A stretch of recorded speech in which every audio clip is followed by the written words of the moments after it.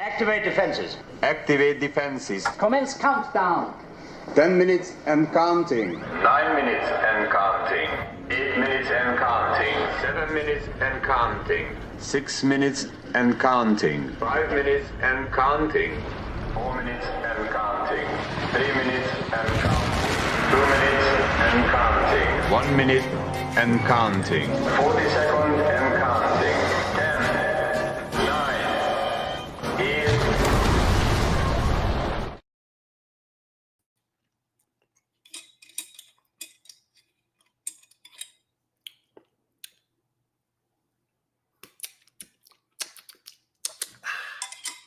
Oh, hey, boring day. Nothing happening. David Zaritsky for the Bond Experience. Welcome to a live discussion of the pretty darn major news of the day about Eon and Amazon and the James Bond franchise. Welcome, everybody. I've already asked people what kind of drinks they've had. Somebody had a Coke Zero. I don't even know what that is. Is it 0 calories or zero booze? Let's see. We've got Daniel Hayes. We've got Mike Poplawski. What are you doing here? We've got views from Mark in here. Let's see who else we've got. Adrianos. I have no idea who you are. We got Adrianos again. So here's the deal, everybody. In case that you hot milk, what does that even mean? I hope that's not a euphemism for something. Listen, we are going to break all this down. We're going to have it's zero sugar. Thank you. We're going to break down the news of the day. We're going to talk about what it means to all of us, because I know that this means different things to different people. Some people, maybe even the majority, were pretty gutted today, pretty lost, shocked, blindsided. Whether you were giddy about this or you were upset, I don't think any of us expected it, certainly now, especially after all this time. So we're going to do some translation. I'm going to give my opinion on a lot of things, but this is how we play these reindeer games. All of you in the chat, all of this chat moving very quickly, you're going to be able to share your comments, and we're going to comment on your comments.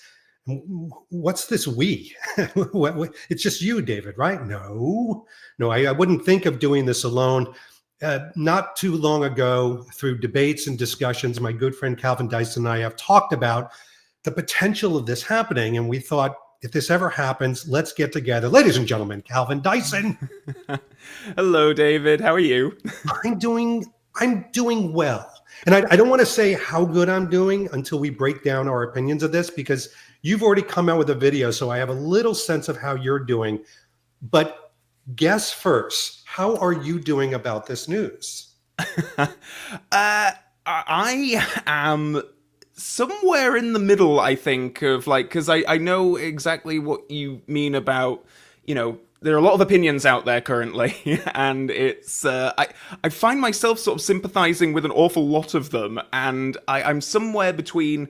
I can't lie, when I first read that article, I was excited. That was the first sensation that I felt, and I think that that's probably carried me through much of today. So we're going to get into it.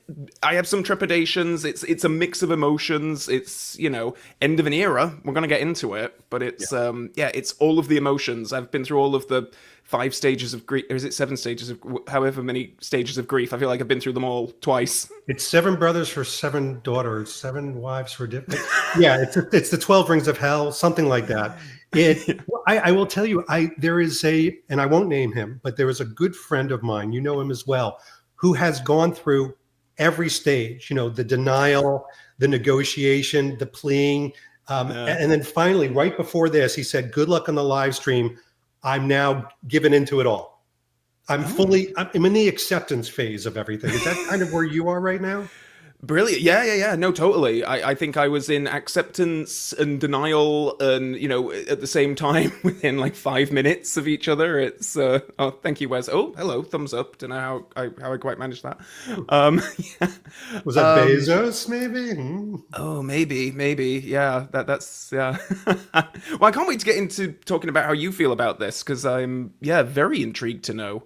Yeah, I'll give you a little bit of a taste. I'll kick it off with something that will take literally I don't know, maybe a minute to do, but take a look at this. And this will be a precursor of kind of how I feel about this. Okay. Now, shaken, not stirred. Some interesting news. If you're a fan of 007, the James Bond movie franchise will no longer be controlled by the Broccoli dynasty. It comes after, and that's not the vegetable, by the way, for those of you who have no idea what I'm talking about. They're the long-serving producers, Barbara Broccoli and Michael G. Wilson. They announced they're stepping down from producing the movies. Instead, creative control will now be given to Amazon MGM Studios. Amazingly, it's now 4 years since the last Bond film, No Time to Die. And one thing is clear, Daniel Craig will not be reprising the role, and Amazon will have to find that new 007. Now, who's in the frame? Well, we've heard about potentially James Norton, Paul Mescal, amongst the names bookies are taking bets on. But what does this all mean now for the franchise? Let's speak to David Zaritsky, who runs the fan channel, The Bond Experience, on YouTube and also on Instagram. David, it's so good to talk to you. What does it mean now that Amazon have the creative rights? Well, it means a little bit of nostalgic sadness for a lot of fans, a lot of moviegoers, because as you said, they've run the dynasty for 63 years. This was a family-run business, and they've always taken care of the fans. They've taken care of James Bond as a character. But if I think about what they've said in the press release, I get excited for them because they said we're moving on to other projects. And the worst thing you can do is work on something that you're not passionate about.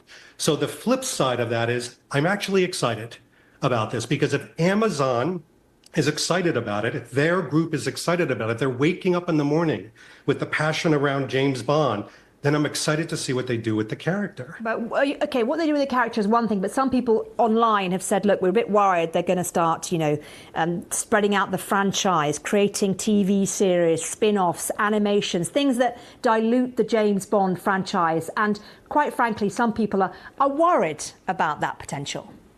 I would say, judging by the comments, most are worried about it. I'm a little worried about it as well. There's a right way and a wrong way. I think the right way is let's continue to make those tentpole movies that excite, they're triumphant, but they're in the theater. And if you want to make the series about the ancillary characters that build on the movies themselves, let's do it that way. Why was Barbara Broccoli so important for Bond? I know that she had the absolute say, didn't she, on who the James Bond would be. She and her stepbrother chose the James Bond, but how else did she influence Bond, do you think? Yeah, it's easy to say that it was just a bloodline passed down from generation.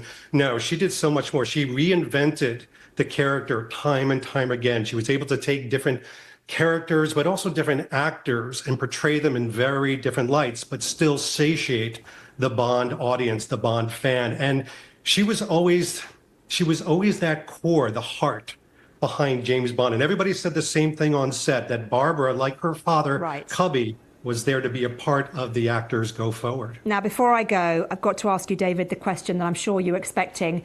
Who is your favourite James Bond? Quick, tell me. Sean Connery. Okay, mine's Roger Moore. So we differ on that, don't we? Oh, my goodness, David, it's been lovely to talk to you. Thank you so much for your time. Nice talking to you as well. New James Bond franchise. Who knows where it might go? All right. So that was fun.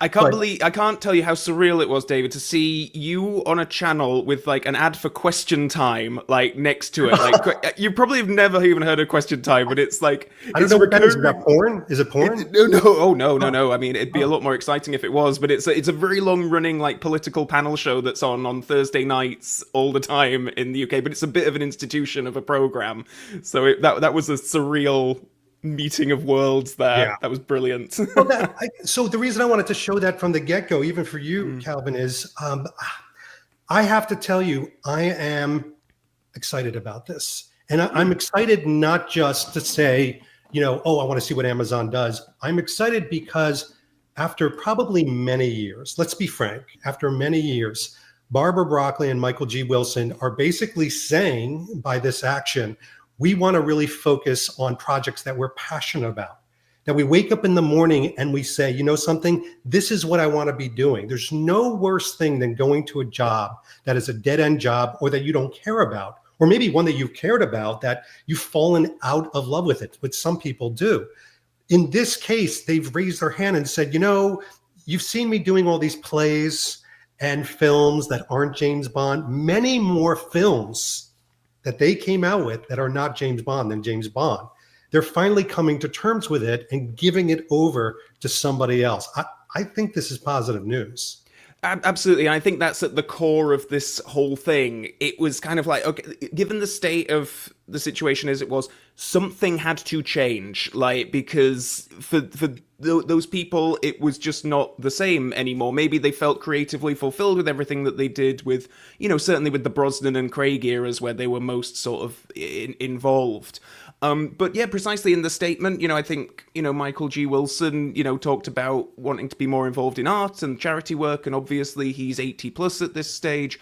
Barbara certainly clearly has other creative ventures that she wants to explore, and yeah, I can't blame them for that. It was interesting because I know that Greg Wilson has been a talking head in an awful lot of featurettes and talking about the series and what have you in the news, and I still wonder if he's going to have some kind of presence throughout, like maybe some kind of consultant. I don't know. I think, the Broccoli family have obviously been doing something well for the last 60 plus years to keep this thing going. I think that Amazon would be, remiss to not seek their guidance on some matters, even if they're not there on the day to day necessarily. It's interesting that you say that, because I want to, it's not one of the Calvin and David debates, everybody. Don't buckle up. But I do want to say there have been a couple people in the business that have translated this first paragraph, and I'll read this for everybody playing along at home. Amazon MGM Studios, Michael G. Wilson and Barbara Broccoli today announced that they have formed a new joint venture to house the James Bond intellectual property rights, and those parties will remain co-owners of the franchise. Under the new terms in the new venture, Amazon MGM Studios will gain creative control. So here's what people that are on the business side have told me throughout the day. This probably means that they've negotiated a percentage of the revenues pulled from the activities around James Bond as a franchise. That could be merchandise rights, that could be film rights, that could be TV, events, etc. That they still retain whatever it is, 25, 30%, etc. As soon as you give creative control, typically they aren't consulting on the old homeowners anymore. Yeah. No, and that has to do with plot, director, cadence, and yes, new actor. Oh yeah, casting. That's going to be the big one moving forward. Yeah, it's interesting. Obviously this family have been involved in I don't think that, I can think of, obviously when Harry Saltzman left the partnership in the 70s, that was a pretty big sort of shift in the, how these films are produced. Obviously when Cubby Broccoli died, another big shift. This, dare I say, is probably the biggest shift of all of them. Like, this feels like a very, slice it, that is an old era now, and we are in some kind of new era. It's really quite, it's quite a dramatic shift, really, and very quickly from a fan perspective. I'd like to know, people in the chat, but also from you, Calvin, one of the things that I've seen a lot of comments on, you tend to get kind of swings both ways as far as the dissenters or the people that are upset. You have a party or group of individuals that are upset because this was a dynasty. This was a bloodline, like I said in this CNN, right, in the BBC, that this is something almost like royalty. If you're supporting royalty, and somebody moves and shifts away and changes, you tend to get upset because of the potential change that can happen. But then there's another group of people that are getting upset because it's Amazon, not because of the change of, Barbara Broccoli, Michael G. Wilson, but Amazon being this evil monolith to them. So where's kind of the different purview coming? The more traditional people who follow the Bond series, and then the sort of the Amazon haters, if you will. Yeah. Well, that's sort of the unique thing about Bond, which is, in a way, it's a shame. Like, if the idea of it being this family-run business, that this independent, production company have, spawned into this gigantic thing. I think in all of our hearts, we do like success stories and coming good and finding your fortune, and it kind of speaks to that, really, the idea that these two families, the Broccoli's and the Saltzmans in the 60s, could take this thing and turn it into the, phenomenon that it is, and that has obviously been carried on. I think it was Michael Wilson's other son that in an interview had talked about how it's normally the third generation that mess up the business when it comes to like a family-run business. He was giving an interview with a tech expert a couple of years ago, I think. That was, perhaps more of an omen than we should have read more into it, really.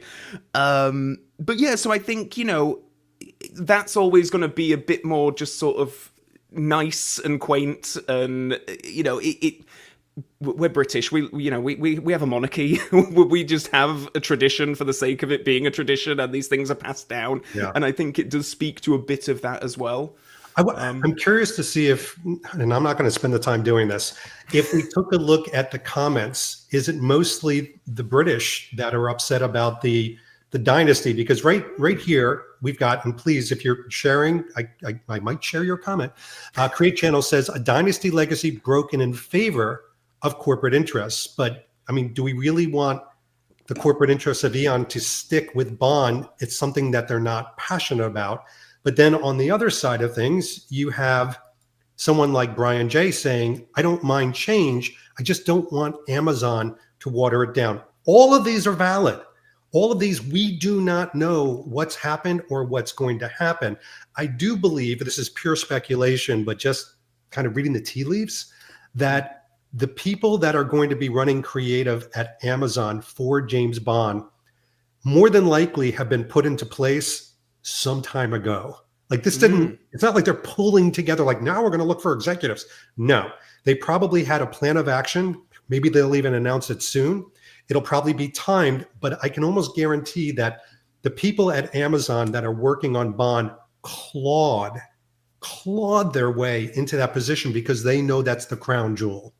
That's very interesting. And that's, I think, that sounds spot on. Like this will have been under negotiations for months, maybe years. Like I don't have any information on that. I'm just speculating, but it is a really, these things don't happen overnight. I mean, it's going to be, I guess I don't really know what it's as you said, sort of when we started this, about if the passion has gone for Michael and Barbara and they just don't feel like they can continue on, then I don't know who they hand it over to otherwise. They were always going to have to sell at some point, I guess, if they couldn't continue it on as a family. So it's like, well, it was going to go somewhere, and Amazon makes the most sense since they acquired MGM, and it's it's interesting too, because some of the comments, like Adam Clark, he's British and sad. Thank you for that. Thank you for that. British and sad. Amazon have a terrible track record thus far for Lord of the Rings. I actually happen to, don't hate on me, I liked the new Lord of the Rings. I like the series.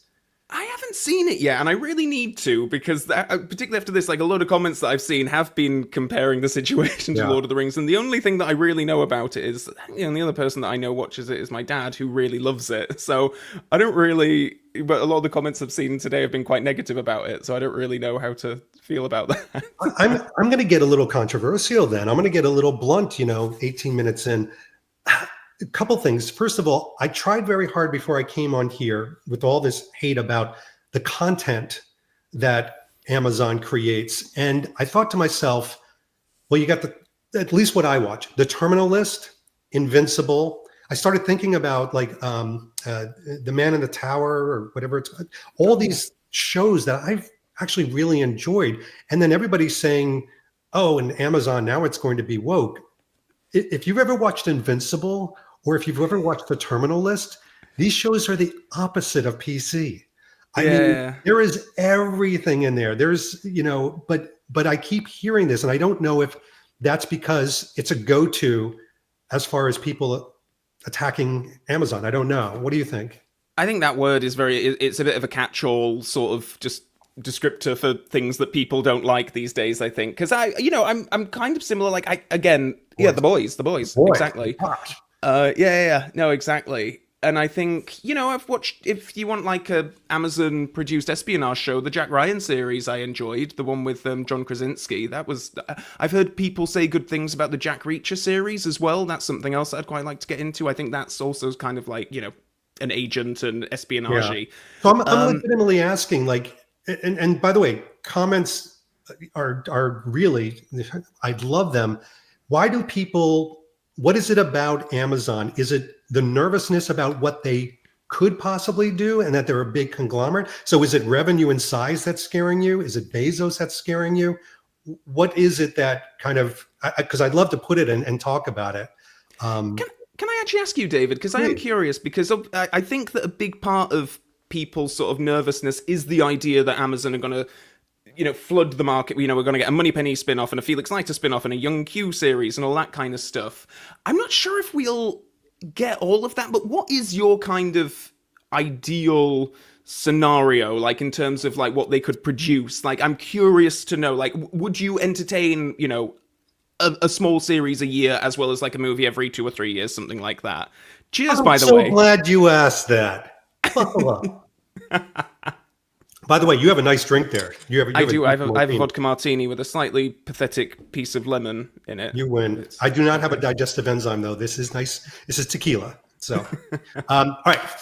Here's what I would do if I was on a focus group or if I was part of Amazon's executive team and they were sitting around the room. Go, there's a right way and a wrong way to do this. What's the right way? I think the right way would be to. And somebody even said this in the chat. Follow the rules of Bond in how it worked. Almost do an analysis. What are the best, most embraced, most loved Bond films and why?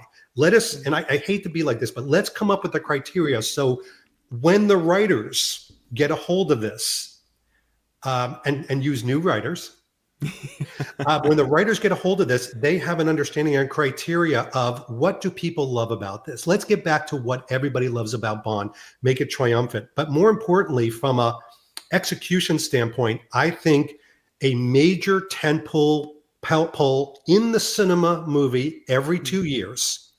And in between those 2 years, you have just 1 or 2, not 16, no Marvel, no Star Wars moments, but we'll talk about that in a second. Series that can either focus on events around things that shape that movie. So if people, for example, want to watch a series around MI6 and the training of young recruits and things like that, maybe there are events that happen in that series that then are peppered throughout the tentpole movie that comes out that focuses just on Bond. I don't want the Bond in the miniseries. Right, yeah. Does he show up? Is he referred to? Fine. And I think I even said this in one of the articles today. I don't want such ancillary characters that it's not significant to the Bond story. It needs to move the Bond story along because we could get too much. Yeah. That's what I would do. I completely agree with you. I think that's going to be the key, isn't it? It's like not oversaturating everyone with so much Bond stuff. If we can have a new movie in cinemas, like every 3 years or so, and this is another good thing about it being Amazon. Like, if this were Netflix, it would be lucky to have a decent cinema run for, the films that they were producing. It's like, at least Amazon is willing to put films in cinemas, which is really, nice.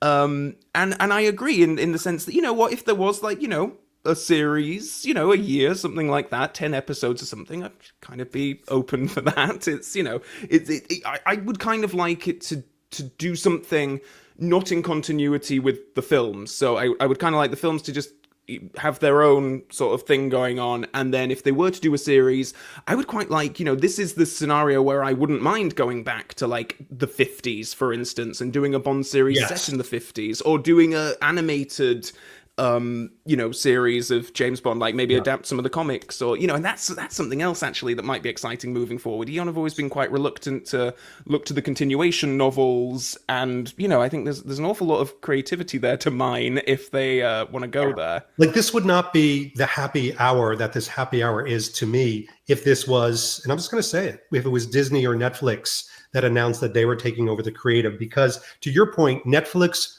would have done it on the cheap and then bragged about how cheap they finally made a Bond film, that, there's been all this waste all these years. Bezos will spend so much money. It's not Bezos really doing it. We know this. But I mean, Amazon will spend so much money because this is the crown jewel. This is the absolute crown jewel of this. It's the core of who they are. Disney, I'm afraid to say, and I know, Calvin, you can't say anything, but Disney, to me, I think Disney would do almost like a Marvel thing where it's like, here's our James Bond timeline, and here's like, the Acolyte James Bond, and here's this, and here's that. And it's like, I don't know if I want that either. I don't know if I want a Kevin Feige to come on here and say, here's where we are in the scheme of things. Well, that will be very interesting moving forward. I think first and whoever the executives are that are going to be sort of, publicly appointed to roles of, franchise management, I guess, whatever you want to call it. Mike Hopkins, I think, right? You what, sorry? Mike Hopkins? Oh, right. Okay. He's head of Prime Video. But I wonder if they're gonna like how with Star Wars, there's Kathleen Kennedy at kind of the head of the studio, and then Dave Filoni is very much the creative showrunner essentially. And same with Kevin Feige at Marvel. They're the ones sort of like steering the ship in a lot of ways and kind of overseeing. I hear all the Mike creative. Hopkins is, and I probably shouldn't say this out loud here. We have a lot of people. I hear that he's looking at AJ Chowdhury. Is that true? That rumor that as the new? No, I'm kidding. Look at your eyes. No, we're not drinking anything. Look, anything can happen now, David. That's the space that we're in. It'd be great. Calvin Dyson. Get Calvin Dyson on the phone. If Amazon called you tomorrow and said, we like what you've done, you also represent a young, fresh, engaged audience, as opposed to that old Altacaca David with the silver hair. And by the way, he's just fooling himself because it's actually gray. And they called you and said, Calvin, we'd love you to be a part of our way forward, our David Filoni. How do you look in a cowboy hat? Would you go to work for Amazon doing this job? Well, I mean, that would be if I think the world is ready for the Mrs. Bell spin-off series, the Sheriff Pepper animated adventures series. So that I would be, yeah. That would be my intention. But what about you? Like that's something actually that's this might be a little bit beside the topic of the conversation, but I'm curious to know where you are on this, because it's like, have you ever sort of had a dream about actually being involved in working on the films or anything like that, or do you feel like you're such a fan that it's something that you need to sort of be a step back from in a way, if you know what I mean? Can I break the answer down into two parts? Absolutely. I promise, for those drinking heavily before this, I won't get overly complicated. We all have fantasies, right? But quite frankly, now that I've been seeing the Bond engine for so long, at least in its previous state, I was very happy to be just a fan, doing my little video and podcast and Instagram every now and then going to something and saying hello to people. Very, very happy doing that, because I think the closer you get to the sun, the more you could potentially get burned and melt. And I would never want Bond to become something that goes from passion to disruptive. And they always say, for example, don't meet your heroes, etc. And you can do that crossover very easily. You could see behind the scenes and see the ugly warts. Now, I will say this, it almost feels like a little bit of a clean slate. And the one thing I do know about Amazon and Prime and the way forward, just from their culture, is they're a very collaborative group. I know we love to say, evil, but they're a very collaborative group internally. I love collaboration. I mean, if you can get into a group as opposed to, individuals making, pointed conversation decisions, I would definitely be up for that. Now, here's my second part. I don't know if I have to play that fantasy, because the one thing I got also very excited, and I hope every fan is excited about this eventually. It's fresh. But Amazon embraces their fans of every series and every show like you wouldn't believe. They bring the fans all around.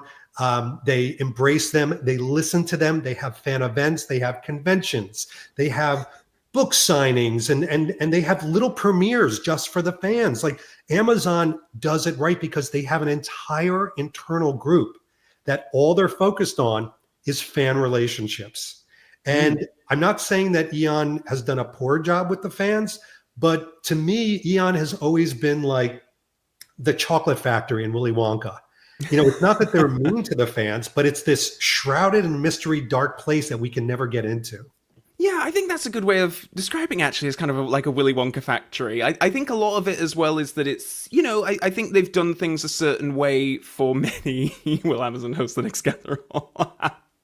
I think that Eon did, they had a way of doing things, and it was a very sort of like, we will have a press conference at a fancy hotel in London to announce the new, it was, they followed a certain playbook that, didn't really change that much. And, as you say, it's like, as a fan of something, you do look at things like Star Wars and Marvel and all, things that get to Comic-Con, things that have their own conventions and stuff. And I feel like as Bond fans, we've had to sort of like make our own sort of conventions. I feel like the Cue the Music shows happening in like fairly routinely in October now. Right. That's like our sort of like convention in a lot of ways where we can get together as Bond fans. I know there's lots of other meetups and groups as well, sort of creating these things, but it's all still like it's fans going out of their way to like put on stuff for the fans, Yeah, the way I've referred to it, Calvin, is James Bond fandom is DIY.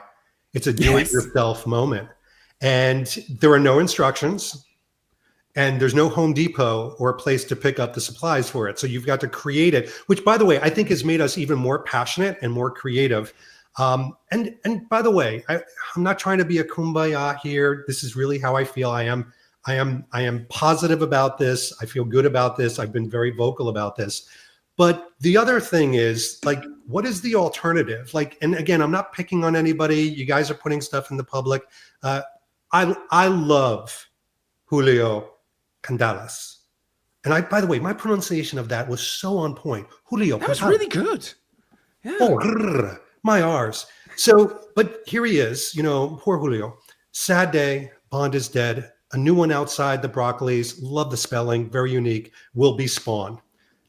And look, Julio, God love you. I don't understand a word you said towards the end, but all that beginning part is, if you're really upset about this news, what do you mean by Bond is dead? Like, clearly, Amazon is going to come out with something.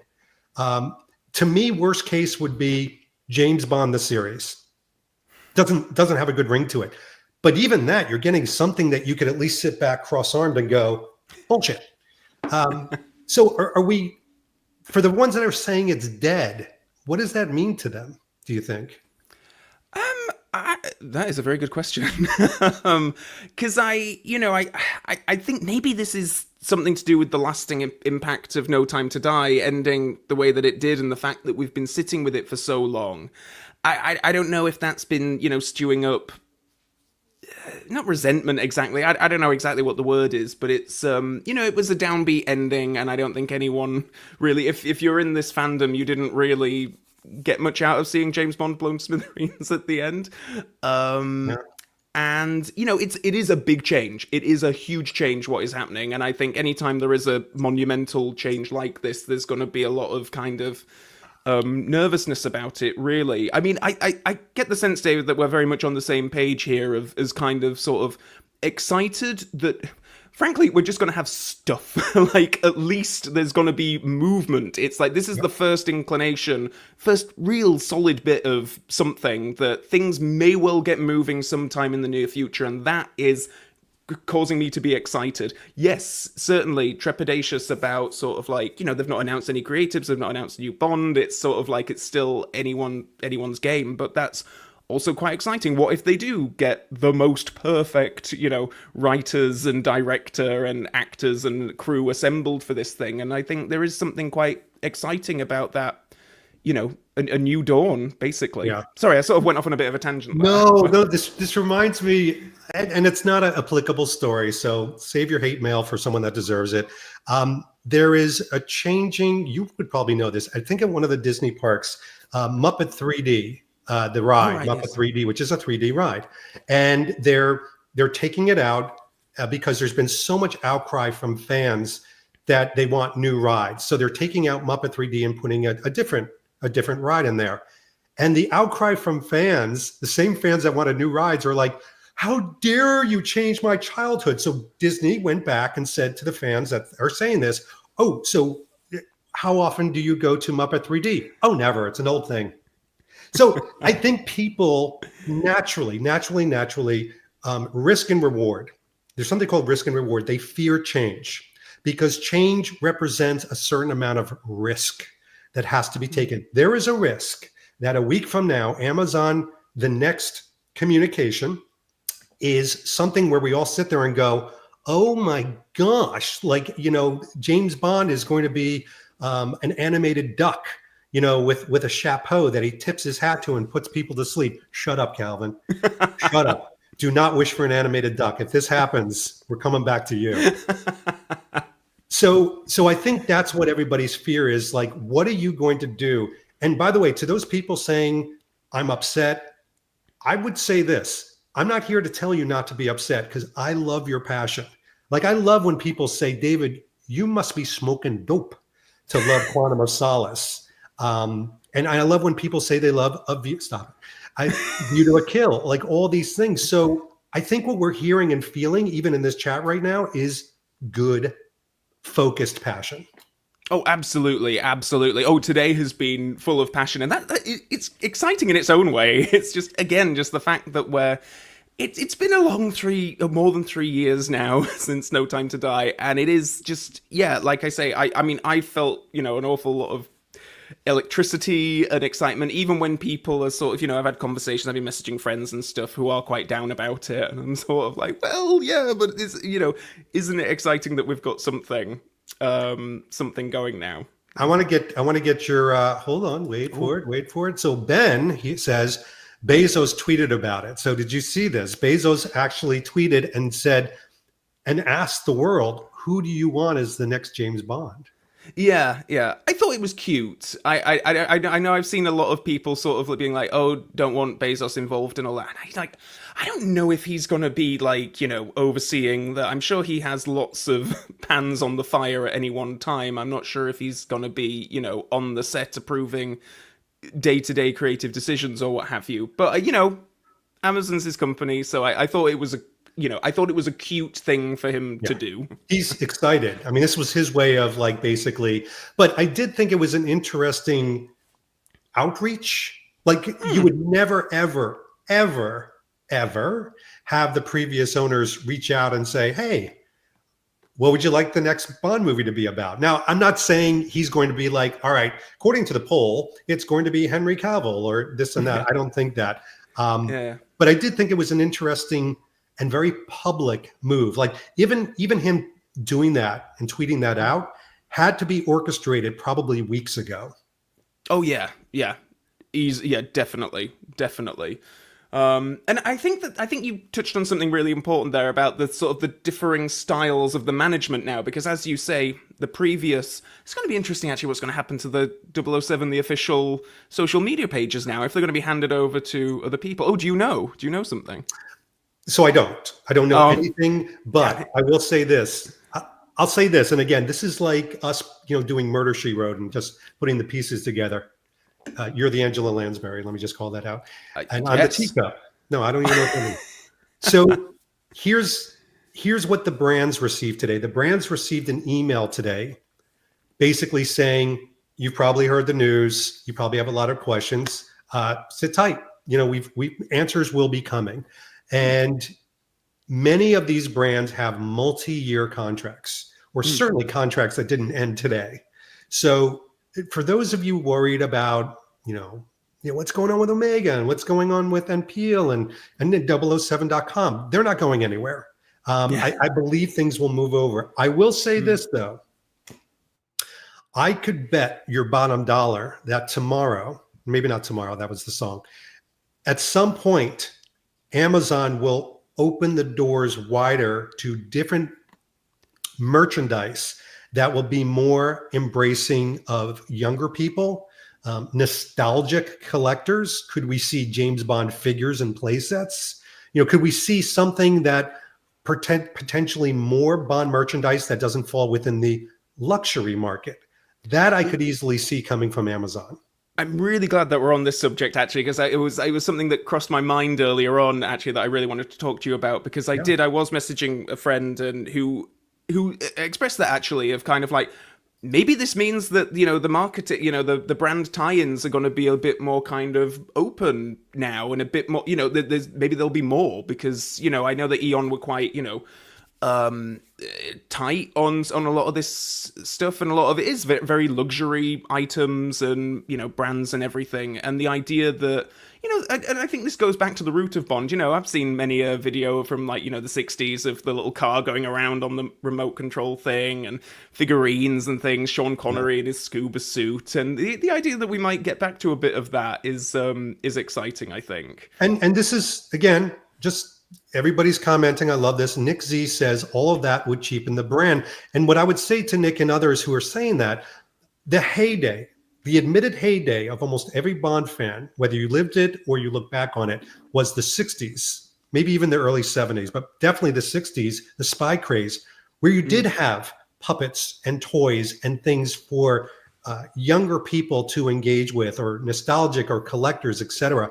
And more, McFarlane and places like that are getting back into the nostalgic jump back for us kids that grew up in the 60s, 70s, 80s, and 90s and want to recapture that. Eon, as everybody knows, Dan Jack, are limited in that, and rightfully so. They've kept the brand very pure. They're the custodians of the brand. They've done a great job with it. But Amazon is a juggernaut when it comes to merchandising. In fact, what they do with packages, what they do with delivery, what they do with communication is revolutionary. Like, I don't care if you say they're evil or not, or Bezos, like some people said, he is Blofeld. They've done revolutionary things. And I think with Bond, they could take something like a 007.com store and either make it more immersive or more depth and breadth. No, that's all very exciting. It's do you have a wish list, by the way? Wish list of items? Games are high on that list. Open the floodgates on the games. It's not the video games, that is. All right, let's cover this. Oh, we're going to get hate mail. Here we go. So I will say that, as you know, the Apple game, the James Bond Apple game, right. Yes. Did a wonderful job of recreating how James Bond puts people to sleep by shooting them. I believe the home of Jack Reacher and Jack Ryan and James Reese, these killers that rip people apart by their spine, or Invincible, or The Boys, where I've seen different levels of gore, etc., may not have an issue with showing Bond as a cold-hearted bastard assassin.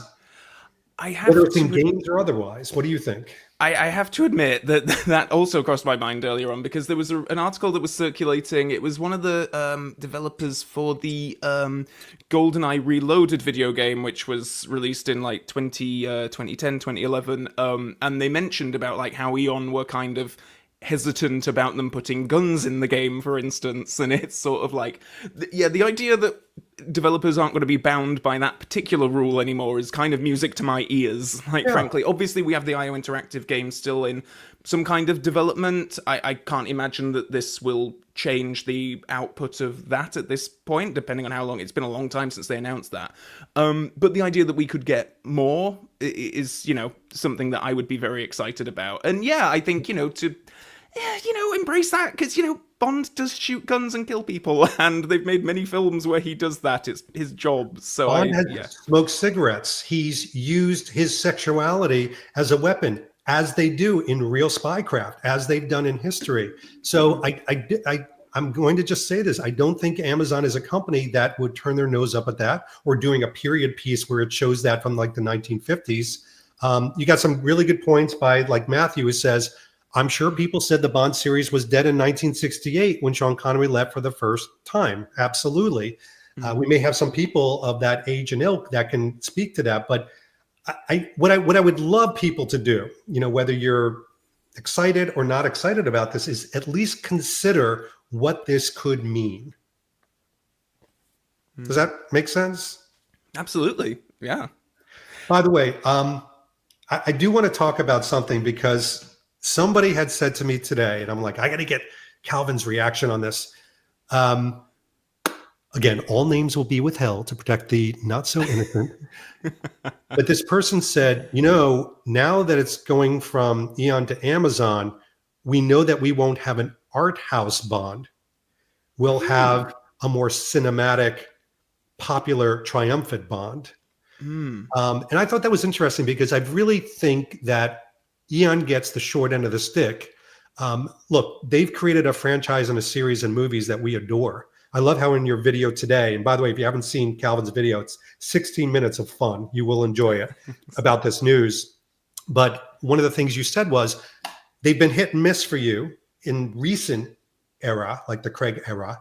But quite frankly, you also have some absolute adoration films in there as well. So I'm hard pressed to say that they made art house films, but do you think that means the choices they made?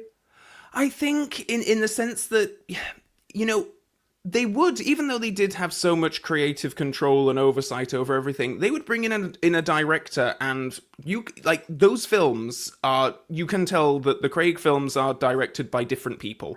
Quantum of Solace is a very different, in terms of direction, in terms of editing, overall feel, cinematography, it's different to Casino Royale, it's different to Skyfall, it's different to No Time to Die in that respect. And I think that Eon did kind of embrace new directors when they bring them on. They weren't very interested in having too much of a house style, I guess. They would keep some of the key creatives, obviously, like Sir David Arnold would be doing the music and, over, a couple of different eras and what have you.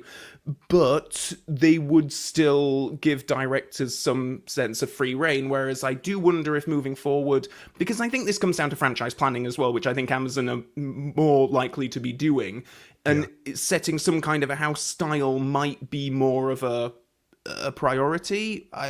But I don't know. How do you feel about that? I love where you're going, because you are peeking behind the scenes. I think chances are, if this has been a negotiation for years, which it probably has, if we're being honest, chances are there's been an entire team at Amazon that have worked on a style guide, like a James Bond Bible, which Eon has done before as well. But I do believe they probably have worked on story arcs. I do believe they have themes. I think they probably have ideas and considerations of who they want as directors, writers, and yes, even actors. And by the way, on that CNN call, the reporter shocked me. I thought she was going to say, David, the question that everybody always asks you, and I thought she was going to ask me who I wanted as James Bond. Yes, I thought that. Because here's the thing, everybody's been saying, oh, it won't be this person because they're too popular and Eon won't do that. I agree, but Amazon could go the popular route, but I wasn't going to say Henry Cavill as she asked me. I was not. Even though if I woke up tomorrow and they announced that, it would be another positive day. But it was, I was going to say Theo James. Theo James from The Gentleman and from White Lotus. Yes. Of course. I think he would be phenomenal. So I would have shocked her. Have you ever seen, I can't imagine you have, because I can't imagine this translates overseas, The In-Betweeners? I don't know if any... Is that porn again? It's a comedy series about a bunch of 16-year-old lads, and it's very raunchy. It's kind of like Animal House kind of thing, like Porky's kind of thing. But Theo James is in the movie, and there's a point where he ends up he gets shit on his hand, and he rubs his nose, and then he has a shit mustache. And I haven't seen the film in 10 years or something like that, but that's all I can think of. Yes. Drifty Wifty Pleb. That was it. What is going on? By the way, do you have a wish list for now? Who could possibly be Bond? Who would you want to be Bond?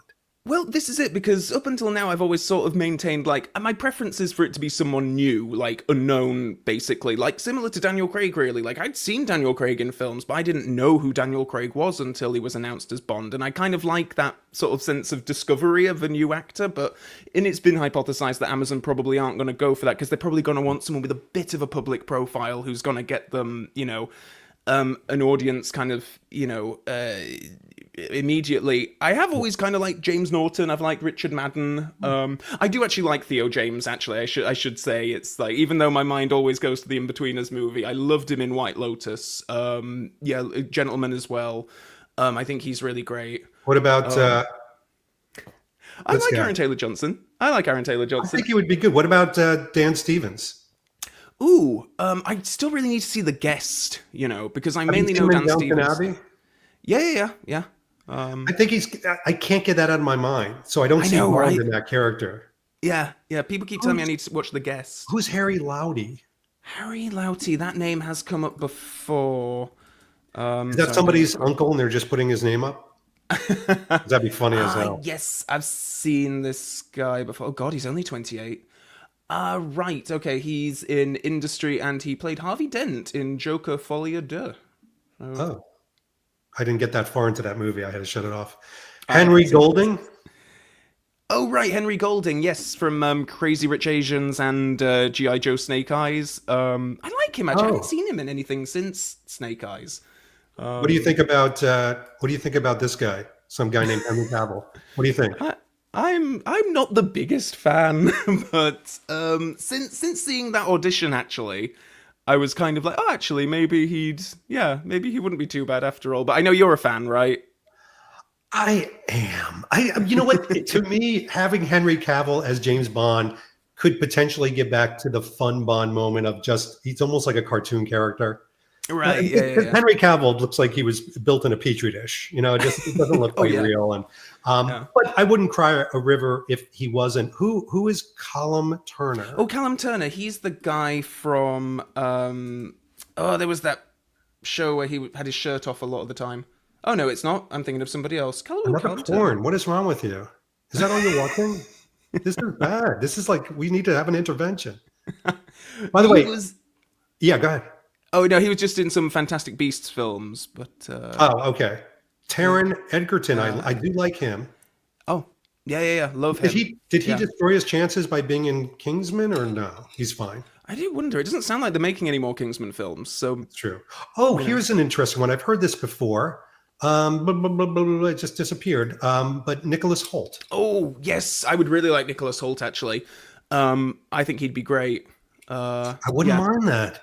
Yeah, no, and I've been watching him in films since I think he's my age actually, because I think he was 12 years old in About a Boy, and I remember watching that when I was a kid. Outlander. Jamie Dornan. Jamie Dornan. Yes, I do like Jamie Dornan. He's done kind of a spy role, even in some comedies, and he knows the action. He's got that down pat. Oh yeah, 100%. I think he's got a great intensity as well. I think I do like Jamie Dornan a lot. These are I don't. Who is Oliver Cohen? Oliver Is Cohen. that somebody's accountant? I feel like it is. I feel like he was the guy from the Haunting on Hill House program. Yes, he was. Yes, Oliver Jackson Cohen. Yeah. Oh, okay. Yeah. And he was also the Invisible Man in The Invisible Man, but that might not give you the best impression of his acting abilities. So, Calvin, here's kind of how I want to round this out, because we're heading, and we said this would be whether it's a happy hour for you or just an hour. For some people, it's just an hour. It's a grisly hour. This has been the happiest of hours. We're having a good time, right? I mean, even Bond fans, when we're talking about something miserable, we're having a good time. Talk to me / our audience about what are some of the things that you feel we could look forward to? Because I would like to end this in kind of a positive manner, especially with this news. I think the main thing to look forward to is the idea that the wheels are turning. I know, I see some sentiments expressed every now and then that, some people are just happy if they just don't make anything else. If No Time to Die is the ending and just no more films, no more anything. And it's kind of and I do appreciate that in some sense, but then, I'm a fan, surrounded by all this stuff. And the idea of there being new things on the horizon is very exciting. And getting into a whole new era of speculating about casting with actual concrete, they've hired that person as a writer or that person as a director and they always work with that person. And so, those kinds of conversations I'm quite excited about, really. And we will see the film when it comes out. I'm more than happy to wait to pass judgment. When I'm not quite in a position where I'm gonna like write off, an entire series of films because that haven't even been made yet, that haven't even got an actor or a director or what have you. So I suppose that's what I'm excited about. I'm excited about there being stuff again. Yeah. What about you? Same. Like, you know what? And again, I'm in for it no matter what. If we hear like dour news where we're kind of grousing, we'll do a video on it. Well, and we'll all cry in our handkerchiefs collectively because that's what we do as kind of a Bond community. We'll go through this together. But I will say, I can't help but feel optimistic because of change and activity. And just like Bond, I have a bias to action. And there's been a lot of inactivity and non-action to date. And now something is happening. Like you said, the wheels are turning for better or for worse. We're going down the roller coaster. I hope there's tracks laid out before us. But I will say this, the fact that moving forward, everything is going to be fresh and new. Like, we feel like whether we know what Eon is or what they've been doing, we sort of have grown up with them and what they do and what their process is. Amazon is a fishbowl. If Eon is the Willy Wonka chocolate factory of like, hey, what goes on in there? I wonder, anybody in there? Amazon is a fishbowl. Like they want everybody to see everything, the process, the movement. We will have behind the scenes stuff like never before. We will be invited in like vampires coming into the house, given permission. And to me, that's also very exciting as a fan. Like, seeing the process takes the mystery and the scariness out of it. And I think we're going to be less scared for those that are very quickly moving forward, because I would bet that Amazon is going to probably show us or tell us something very soon. Oh, that's exciting. Who knows? I don't know anything. But all right. So it sounds like we're in a wait and see, but we're relatively positive. We do, I think, I don't want to speak for you, but we're not forgetting like Barbara Broccoli and Michael G. Wilson and what they've done. I mean, this is not going to be one of these things where it's like, what have you done for me lately? They have created a legacy. They've created a franchise to which it's the foundation of relationships like this, hobbies, taking us out of our darkest moments and letting us escape. And we will never forget that. In fact, quite frankly, Amazon is an incredibly high bar to which they need to now try to even potentially reach. Absolutely. I think that's really beautifully put as well. I think it probably speaks to how kind of how much how protective Barbara and Michael have been of the brand, of the franchise, of the character over the the years, that when I was first reading through the article when it was shared, I thought it was a prank, like, because the idea that they would pass it on seemed so kind of beyond the realm of possibility, and yet here we are. It's true, of course, and we're talking about it. But I think they've been incredibly dedicated, and they've provided us with amazing hours of entertainment. So it's kind of it's I'd like to do something virtually. And listen, I get it. Virtual can be very cold. We're surrounded by glass in different parts of the world. But, during the pandemic, virtual brought us together in a very emotional way. I'd like to see if everybody that's on here, even the person drinking hot milk, I don't get that, raises their glass of whatever they have to toast Cubby, Harry, Barbara, Michael, and Ian Fleming. Here's to you. Thank you for what you've done. Thank you for what you will continue to do in our hearts, minds, and our souls. Cheers. Oh, very beautifully put. Meh. I have my moments. You're the speech giver at Thanksgiving, aren't you? Shh. Don't tell anybody.